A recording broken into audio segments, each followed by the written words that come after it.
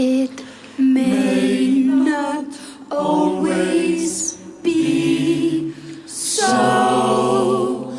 And I say that if your lips, which I have loved, should touch another's, and your dear strong fingers clutch her heart as mine in time, not far away.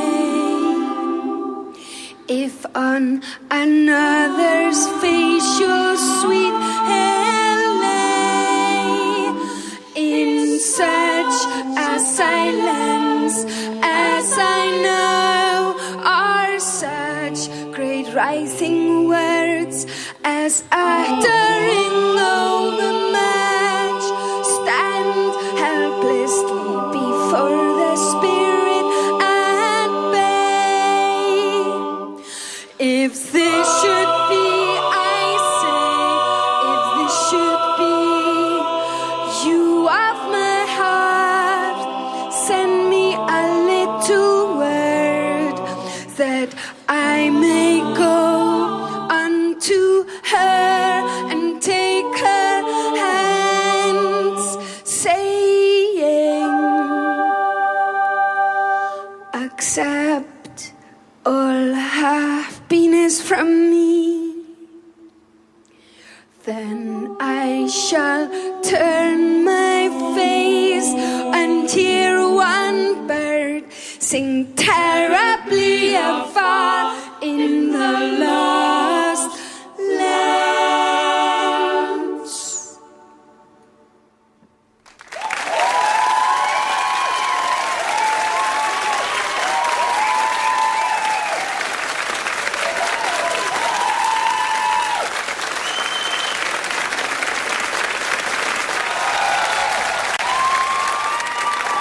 Show me forgiveness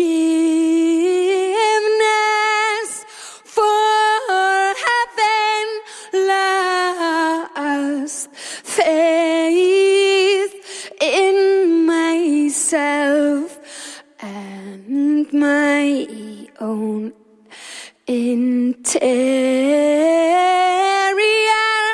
up to inferior forces. The shame is endless, but if soon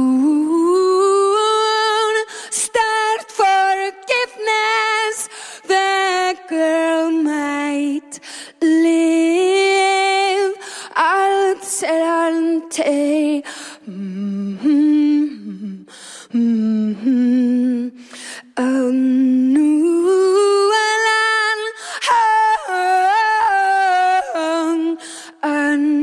Undone, Alzheimer's.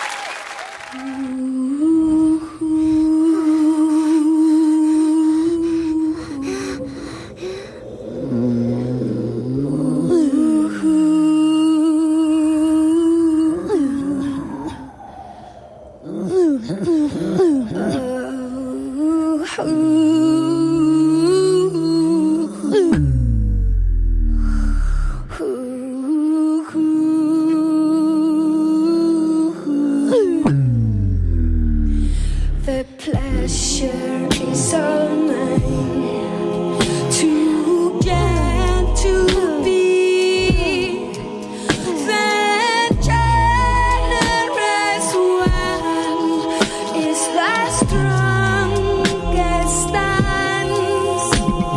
Pleasure is all mine to finally let go and even leave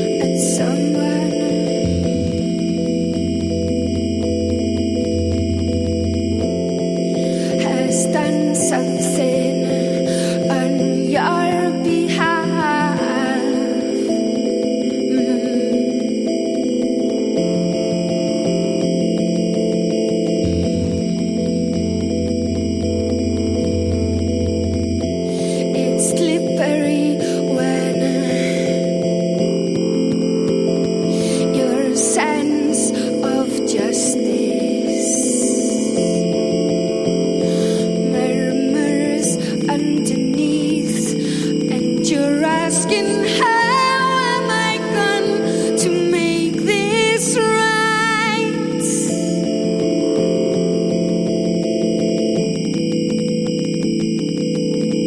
How am I going to make this right?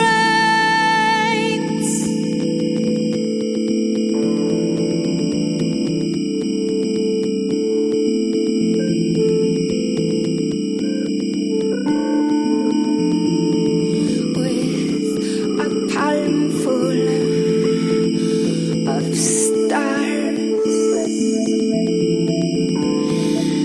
I throw them like dice, repeatedly. I throw them on the table, repeatedly. I shake them like dice,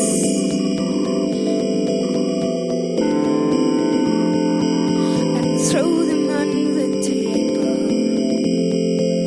until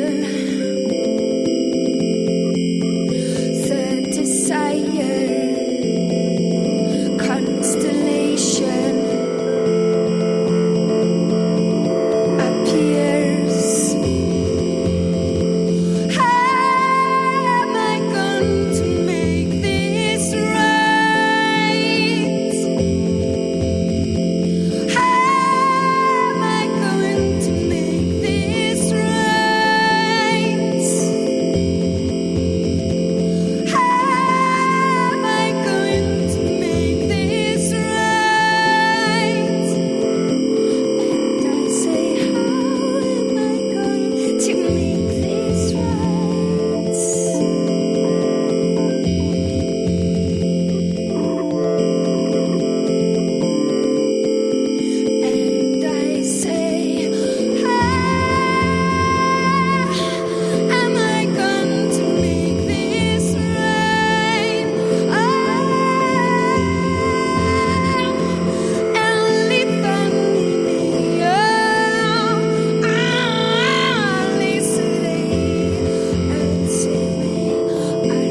It's over and over, repeatedly, over and over, again and again and again and again and again and again and again and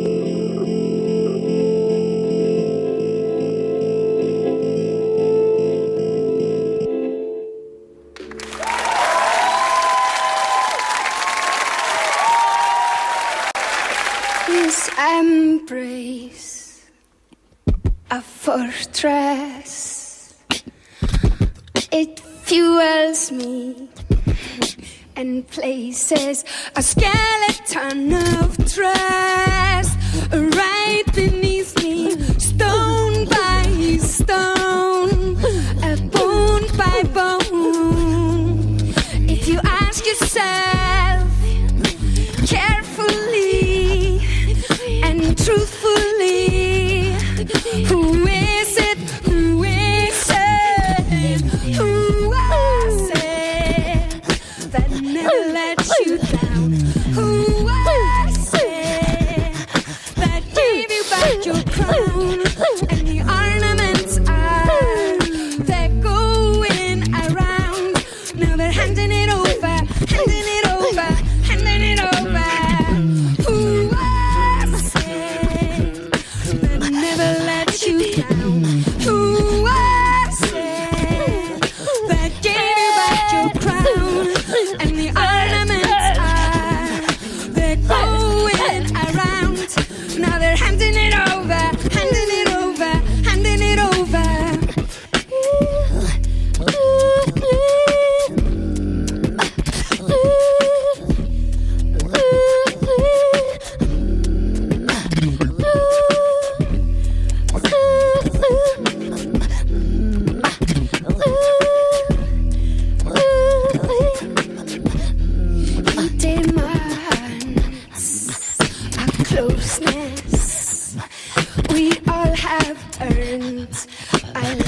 darkness. Carry my joy on my lap, but I carry my pain on the right. If you ask yourself patiently and carefully, who is it?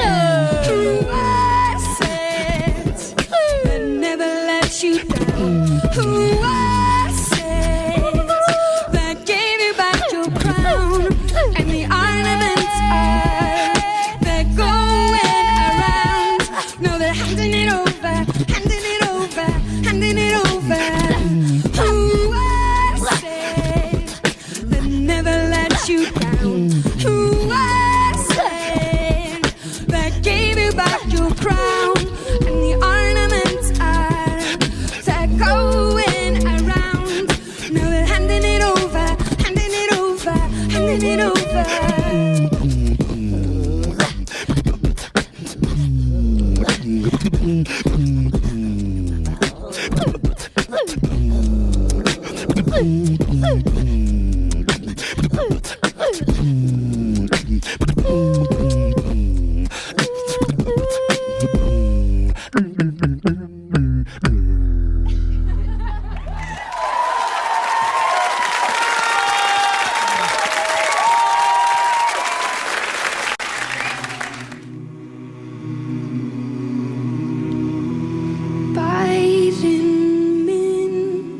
Bærin minn og þinn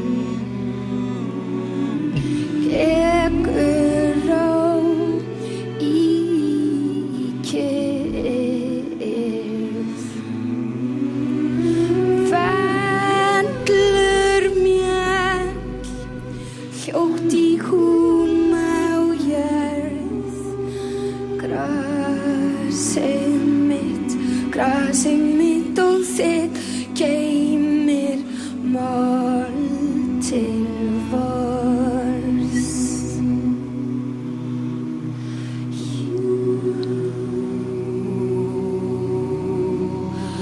Hjúfrar lind lengd við brekkuró.